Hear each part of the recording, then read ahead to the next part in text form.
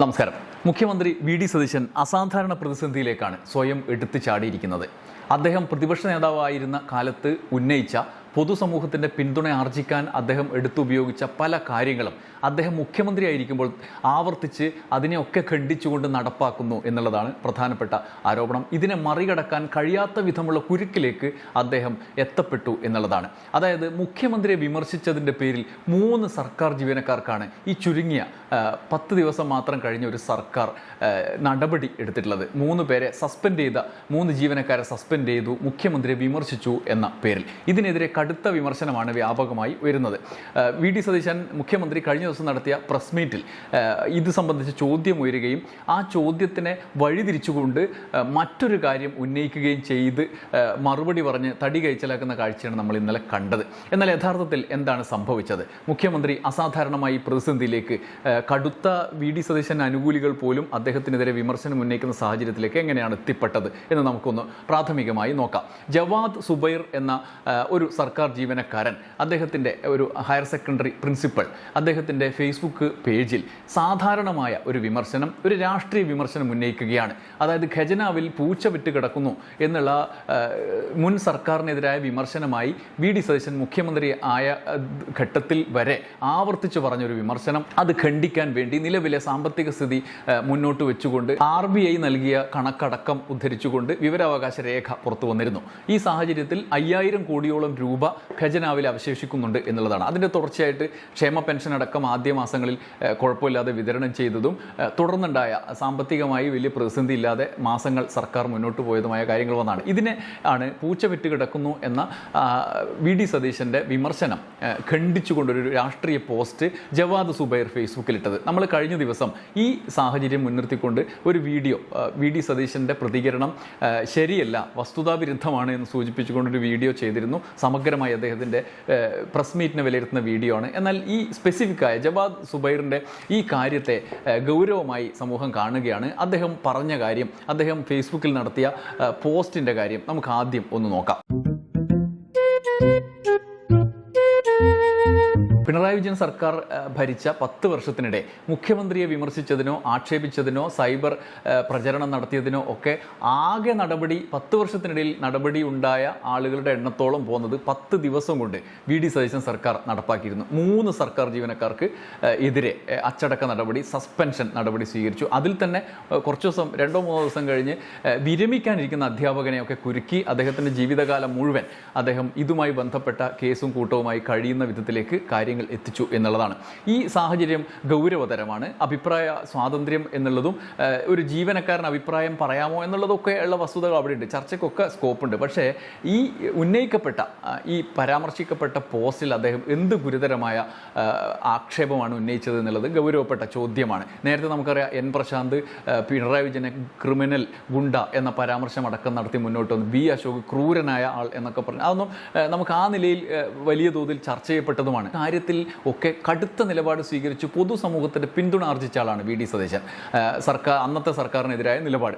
എന്നാൽ ഇന്ന് അദ്ദേഹം അധികാരത്തിലെത്തുമ്പോൾ സമാന നില സ്വീകരിക്കുന്നു. അതിൻ്റെ ഇരട്ടി ശക്തമായ നിലപാട്, ഇത്ര ചെറിയ വിമർശനത്തെ പോലും ഉൾക്കൊള്ളാൻ പറ്റാത്ത നിലപാട് സ്വീകരിക്കുന്നുള്ളതാണ് നിലവിലെ സാഹചര്യം. ഇതിനെതിരെ കടുത്ത വി.ഡി. സതീശൻ അനുകൂലികളായ മാധ്യമപ്രവർത്തകരടക്കം രംഗത്ത് വന്നു. ഷാജൻ സ്കറിയ കടുത്ത വിമർശനം ഉന്നയിച്ചു. സതീശൻ 2ാം പിണറായി, പേടിപ്പെടുത്തുന്ന ലക്ഷണങ്ങളാണ് എന്ന ഗുരുതരമായ വിമർശനമാണ് സതീശനെതിരെ ഇപ്പോൾ ഉന്നയിക്കപ്പെടുന്നത്.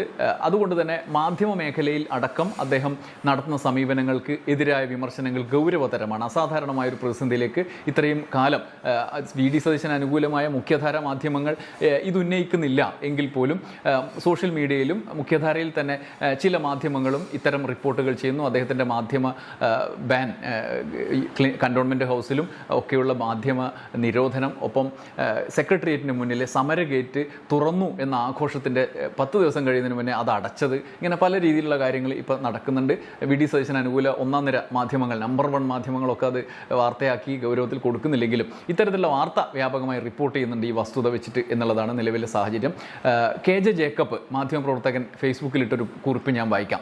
ഖജനാവിൽ പൂച്ച വിറ്റ് കിടക്കുന്നു എന്ന പ്രതിപക്ഷ നേതാവായിരുന്ന വി.ഡി. സതീശൻ പറഞ്ഞിരുന്ന ഒരു പാട്ടിനെ പരിഹസിച്ച് ശരീരം മുഴുവൻ സ്വർണ്ണാഭരണങ്ങളുമായി ആൾ ഒരു പൂച്ചയെ പെറ്റുകിടക്കുന്ന ഒരു ഹാസ്യ ചിത്രമോ മറ്റോ ആണ് പോസ്റ്റ്. അത് ഷെയർ ചെയ്തതിൻ്റെ പേരിലാണ് വിരമിക്കാൻ 2 ദിവസമുള്ളപ്പോൾ ആറ്റിങ്ങലിലെ ഒരു സ്കൂൾ പ്രിൻസിപ്പലിനെ ഡോണ്ട് സ്പെയർ മീ ശങ്കർ എന്ന് പറഞ്ഞതായി പറയപ്പെടുന്ന പണ്ഡിറ്റ് നെഹ്റുവിൻ്റെ അംശമുള്ള സതീശൻ്റെ സർക്കാർ സസ്പെൻഡ് ചെയ്തത്.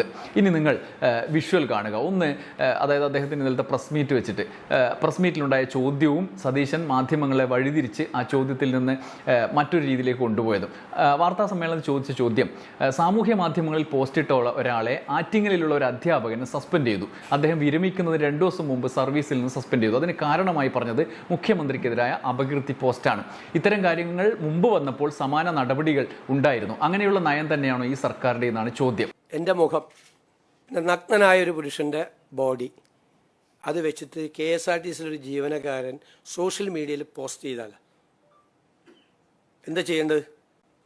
എന്നോട് വന്ന് ചോദിച്ചു. അപ്പോൾ ഞാൻ അതിൻ്റെ ഗൗരവമല്ല, അല്ലെങ്കിൽ വിട്ടേക്കാൻ പറഞ്ഞു. വല്ല വിമർശനമോ വല്ലതൊക്കെ ആണെങ്കിൽ വിട്ടേക്കാൻ പറഞ്ഞു. ഇതാണ് പോസ്റ്റ് ചെയ്തത്. ഇത് അനുവദിച്ചാൽ നിങ്ങളുടെയൊക്കെ കുടുംബാംഗങ്ങളെ പറ്റി ഇടും ആളുകൾ ഇല്ലേ? എന്തും ചെയ്യാം. നിങ്ങൾ ചോദിക്കുക, കേരളത്തിലെ പൊതുജനം വിലയിരുത്തട്ടെ. മുഖ്യമന്ത്രിയുടെ മുഖം വച്ചിട്ട് അടിയിൽ വേറെ വളരെ നെയ്ക്കഡായിരിക്കുന്ന ഒരു പുരുഷൻ്റെ ശരീരഭാഗങ്ങൾ ചേർത്തിട്ടൊരു പടം ഇട്ടിരിക്കുക. ആ ആള് സർവീസിൽ 2 ദിവസം റിട്ടയർ ചെയ്യാൻ പോകണമെന്ന് എനിക്കറിയില്ല. പക്ഷെ ആൾക്കെതിരെ ഒരു നടപടി എടുത്തില്ലെങ്കിൽ അത് കൊടുക്കുന്ന മെസ്സേജ് എന്താ? നാളെ നിങ്ങളുടെയൊക്കെ പടമായിരിക്കും വരാൻ പോകുന്നത്. നിങ്ങളുടെയൊക്കെ പടം നിങ്ങൾക്ക് വല്ലതും ചെയ്യാൻ പറ്റുമോ? നിങ്ങളുടെയൊക്കെ പടം ഈ സെക്രട്ടേറിയറ്റിലെ ഒരു ഉദ്യോഗസ്ഥൻ ഏതെങ്കിലും സെക്രട്ടേറിയറ്റിലെ ഒരു വകുപ്പിനെതിരെ നിങ്ങളൊരു മാധ്യമ വാർത്ത കൊടുത്തതിൻ്റെ പേരിൽ നിങ്ങൾക്ക് സ്ത്രീകളാകട്ടെ പുരുഷന്മാരാകട്ടെ നിങ്ങളെക്കുറിച്ച് അങ്ങനെ ഒരു ചിത്രം ഇട്ടാലോ, അപ്പോഴും ഞാൻ നടപടിയെടുപ്പിക്കും. എന്നിട്ട് KJ ജേക്കബ് പറയുന്നു, ചോദിച്ചത് എന്ത് ഉത്തരം എന്ത് എന്ന്. സതീശനെ ഞാൻ കുറ്റപ്പെടുത്തുകയില്ല. പണ്ട് പറഞ്ഞത് വെച്ച് ഒരു കോൺഗ്രസ്സുകാരനെയും ഓഡിറ്റ് ചെയ്യാൻ പറ്റില്ല. സതീശനെ തീരെ പറ്റില്ല. അതുകൊണ്ട് അദ്ദേഹം അങ്ങനെ പറഞ്ഞ് രക്ഷപ്പെടാൻ ശ്രമിക്കും.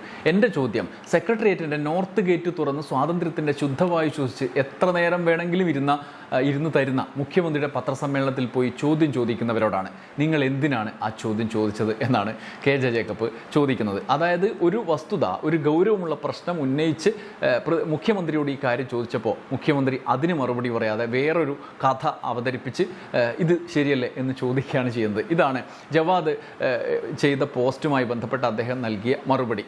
ഗൗരവ സമീപനം VD സതീശൻ്റെ ഭാഗത്തു നിന്നും പ്രതീക്ഷിച്ച പൊതുസമൂഹത്തിലെ മുഖ്യധാരയിലെ മാധ്യമപ്രവർത്തകരും സാംസ്കാരിക നായകരും അടക്കം അന്തിച്ചു നിൽക്കുകയാണ്. ഇങ്ങനെയാണോ ഒരു മുഖ്യമന്ത്രിയായി ഇരിക്കുന്ന VD സതീശൻ നടപടിയെടുക്കുന്നത്? തനിക്കെതിരെ വന്ന വിമർശനങ്ങളിൽ 3 പേർക്കെതിരെ സസ്പെൻഷൻ നടപടി വെറും 10 ദിവസം കഴിഞ്ഞ സർക്കാരിനെ കൊണ്ടുണ്ടായി. അപ്പോൾ ഇങ്ങനെയാണെങ്കിൽ 10x3 വെച്ചിട്ട് എത്ര ദിവസങ്ങൾ, എത്ര മാസങ്ങൾ, 5 വർഷം വരാനിരിക്കുന്നതേ ഉള്ളൂ.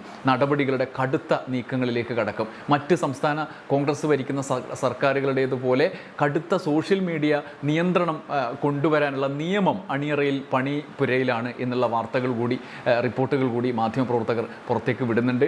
അങ്ങനെയുള്ള ഭീതിജനകമായ വിമർശനങ്ങളെ, മാധ്യമങ്ങളെയൊക്കെ ഭീതിയോടെ സമീപിക്കുന്ന ഒരു ഭരണകൂടമായി മാറുകയാണോ? ഇത്ര അനുകൂലമായ, ഇത്ര വ്യാപകമായി അനുകൂലമായ നിലപാടെടുത്ത മാധ്യമങ്ങൾ മലയാളത്തിൽ ഉണ്ടായിട്ടും ഇങ്ങനെയുള്ള സമീപനത്തിലേക്ക് പോവുകയാണോ എന്നുള്ളതാണ് ആശങ്കപ്പെടുത്തുന്ന ചോദ്യം. ഈ ഘട്ടത്തിൽ VD സതീശൻ്റെ ഒപ്പം നിൽക്കുന്ന ആളുകൾ തന്നെ ഈ സമീപനങ്ങളോട് എതിർപ്പ് പ്രകടിപ്പിച്ചുകൊണ്ട് രംഗത്തെത്തുന്നത് ഇനി ഇത്തരം നടപടി എടുക്കാൻ പോകുന്നതിനെങ്കിലും സ്വാധീനിച്ചാൽ സർക്കാരിനും കൊള്ളാം, ജനങ്ങൾക്കും കൊള്ളാം. നന്ദി, നമസ്കാരം.